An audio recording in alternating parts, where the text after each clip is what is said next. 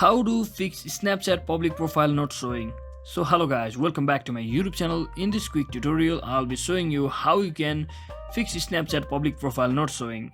So just first step, just head over to your Snapchat application, and once you're inside your Snapchat application, just tap on your profile at the top left corner, and from over here just click on settings at the top right corner.